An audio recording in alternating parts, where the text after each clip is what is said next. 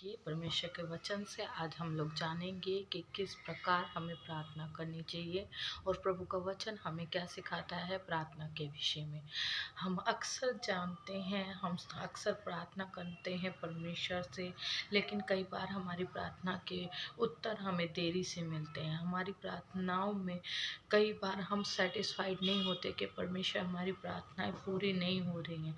तो इसी विषय में हम जानेंगे कि वचन हमें क्या सिखाता है, क्योंकि वचन एक खास तरीके से हमें सिखाता है कि हमें किस प्रकार परमेश्वर से प्रार्थना करनी चाहिए। धन्यवाद करती हूँ आज के दिन के लिए।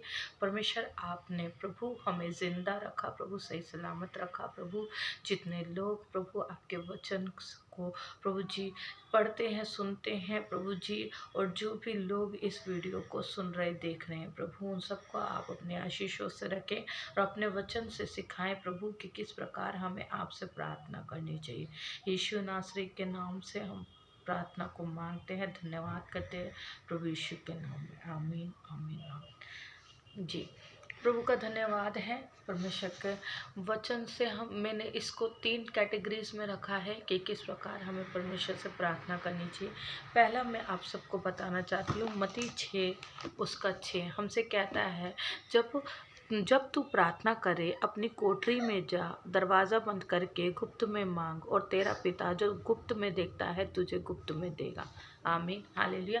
जी, परमेश्वर का वचन कहता है जब हम प्रार्थना करते हैं तो हम गुप्त में जाएं, और गुप्त में हमारा पिता जब हम उससे गुप्त में मांगते हैं वो गुप्त में सुनेगा और हमें देगा।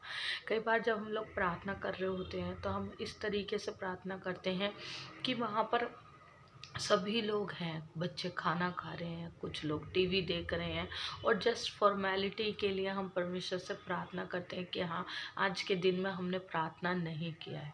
तो मेरे भाई मेरे बहनों, प्रिय लोगों को परमेश्वर के प्रभु से कुछ कहना चाहता है, प्रभु बताना चाहता है कि जब हम परमेश्वर से प्रार्थना करते हैं तो परमेश्वर का और हमारा एक संबंध होता है, एक गहरा संबंध होता है।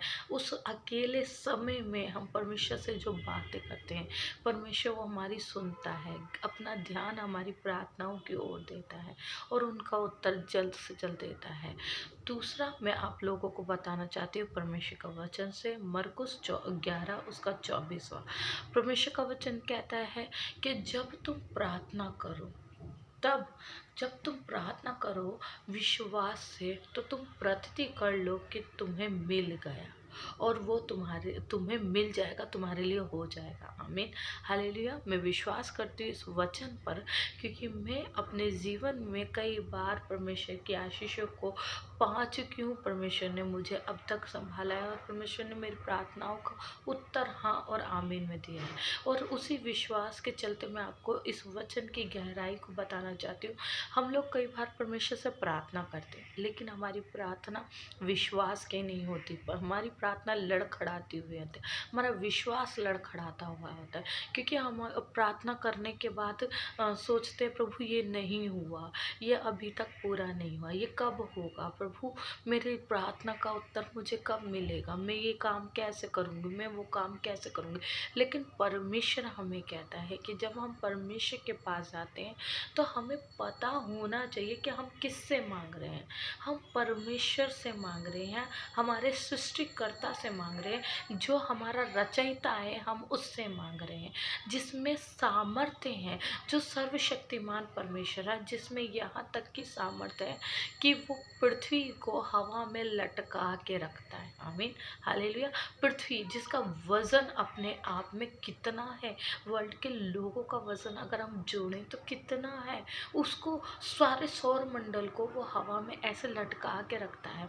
तो हम परमेश्वर के सामर्थ्य को जानते हुए भी भूल जाते हैं, और हम भूल जाते हैं और हमारा विश्वास लड़खड़ाने लगता है, हमारी प्रार्थनाओं का उत्तर ना मिले तो हम घबराने लगते हैं। लेकिन प्रभु कहता है प्रभु कहते हैं जो तुमने मांगा, मुझसे मांगा और तुम प्रतीति कर लो कि तुम्हें मिल गया, तो वो तुम्हारे लिए हो जाएगा। आमीन।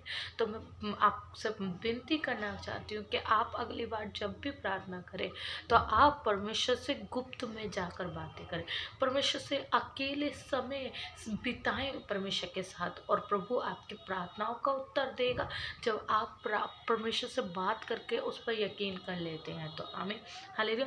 तीसरा पॉइंट जो मैं आप सबके सामने रखना चाहती हूँ वो है यूहन्ना 14 और उसका 13। परमेश्वर का वचन एक और बात हमें बताता है कि जब हम प्रार्थना करते हैं तो हमें ये भी पता होना चाहिए कि हम किससे प्रार्थना कर रहे हैं, और दूसरा हमें किसके नाम से प्रार्थना करना है। हमारी प्रार्थना, जब हम प्रार्थना करते हैं, हमें परमेश्वर पिता यहोवा से प्रार्थना करनी है। हमें कहना है, हे हमारे पिता, हे हमारे परमेश्वर, हे सर्वशक्तिमान परमेश्वर, हे पवित्र परमेश्वर, हे सिय्योन के परमेश्वर यहोवा, है ना। हमें उनसे प्रार्थना करनी है, और हमें प्रार्थना करके जो हमारा विषय है वो प्रार्थना परमेश्वर के चरणों पर रख के हमें यीशु मसीह के नाम से उस प्रार्थना को मांगना है। आमीन, हालेलुया। और जब हम यीशु मसीह के नाम से वो प्रार्थना को मांगते हैं तो प्रभु हमारी प्रार्थनाओं का उत्तर हाँ और आमीन में देता है। धन्यवाद करती हूँ, और मैं विश्वास करती हूँ आज की इस वीडियो के द्वारा आप लोग जान पाए होंगे कि प्रभु से हमें किस प्रकार से प्रार्थना को करना है, और प्रभु हमारी प्रार्थनाओं का उत्तर देता है। आमीन, हालेलुया। प्रभु सबको आशीष दे, यीशु के नाम से मांगते हैं, आमीन।